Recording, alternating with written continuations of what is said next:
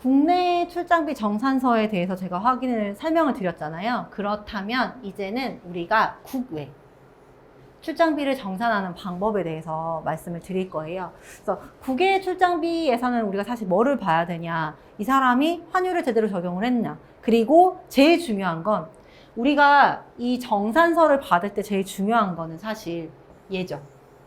근데 이게 외국에 보통 출장을 가다 보면은 사실 우리가 선진국을 가든 아니면 우리보다 조금 못 사는 나라를 가든 어찌됐든 영수증을 잘 발행을 해주지 않는 경우가 많아요.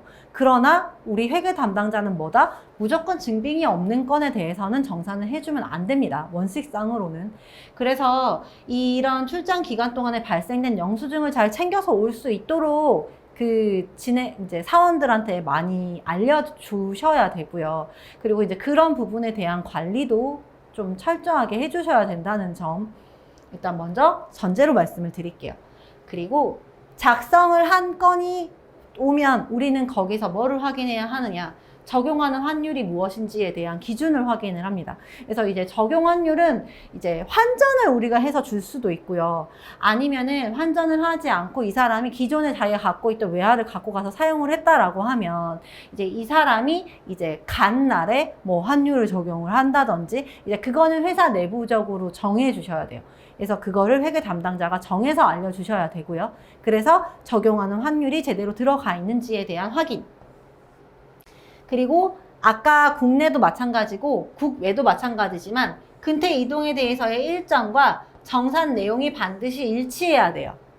그래서 근태 이동이랑 정산 내용이 일치해야 된다라는 거를 좀 국외에서는 약간 신경 써서 봐야 되는 게, 예를 들면 우리 회사가 그러니까 지사가 있어요. 사무실이 있어요. 뭐 예를 들어서 여기서 이제 먼데라고 치면은 구미나 부산이나 뭐 이런 데 있다고 칠게요. 그럼 구미나 부산에 우리가 지금 현재 사무실이 있는데 이 사람이 해외 출장을 가려고 비행기편을 알아보니까 서울밖에 없대요. 인천밖에 없다. 그래서 이 사람이 이쪽으로 이동을 해야 된대요. 그러면 이 사람이 그렇게 해서 이동을 해야 될 때, 그러면 그 사람이 이동을 해야 되는 거에 대해서 예를 들어서 우리 회사가 이 출장비가 나갔을 때 일당을 정산을 해야 되는 회사다라고 하면은 이 사람이 이렇게 해서 이동을 하는 날의 하루와 그 다음에 이 사람이 그 이후로 가는 해외의 출장권까지를 다 국외 출장비로 봐야 될 것인가, 아니면 이렇게 나눠서 여기는 국내고 여기는 국외 출장비로 봐야 될 것인가에 대해서는 회사의 규정으로 정해 주셔야 됩니다. 이거 나중에, 왜냐면은 작성하시는 분 입장에서는 국외 출장으로 가는 건으로 해서 지금 이동한 거니까 당연히 이때는 그렇게 해서 국외 출장으로 다 쳐주셔야 되는 거 아닌가요? 라고 하는데, 회계 담당자 입장에서는 그렇지 않다라는 거죠.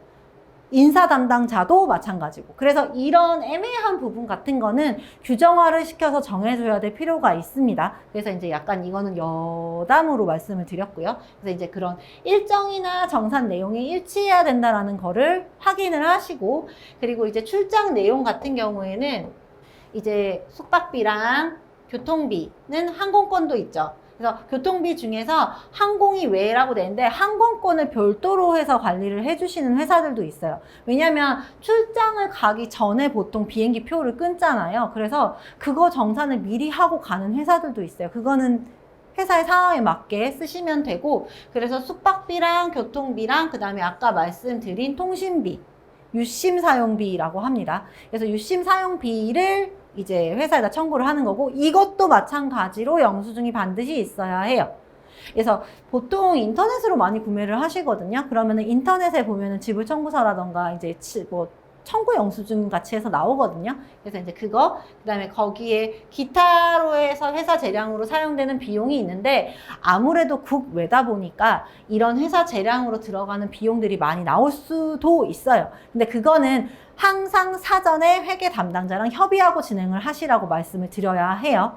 그래서 회계 담당자가 정산을 한 내용에 대한 정산서와 영수증을 제출을 하면 아까와 마찬가지로 주 1회 정해진 날에 지급을 하는 걸로 진행을 해주시면 돼요. 그래서 아까 봤던 국외랑 그 다음에 이제 해외가 살짝 다릅니다. 그래서 그 아까 국내 같은 경우에는 내가 언제 며칠부터 어디 가서 뭔지 작업하고 이렇게 나갔다면 이제 해외 출장 같은 경우에는 내가 어느 국가를 가서 왜 갔는지가 나와요. 그리고 이거에 대해서 내가 지금 현재 환율을 뭘로 적용을 할 거면 그 다음에 현지에서 쓴 돈이 얼마고 그 다음에 이거를 원화로 환전했을 때는 얼마냐 그리고 그거에 대해서 발생된 거는 이런 것들이 있어 라고 정산을 하실 수 있고요. 지금 여기서 보셨을 때도 항공료나 교통비, 숙박비, 식대, 충진비까지는 들어갈 수 있죠. 들어갈 수 있는데 이 접대비 같은 경우에는 어떻게 처리를 하시는 게 좋다? 지출결의서로 유도를 하셔서 정산을 하게끔 만들어 주시는 게 회계 담당자 입장에서는 편합니다. 그거 참조하셔서 관리를 해주시면 될 것 같아요.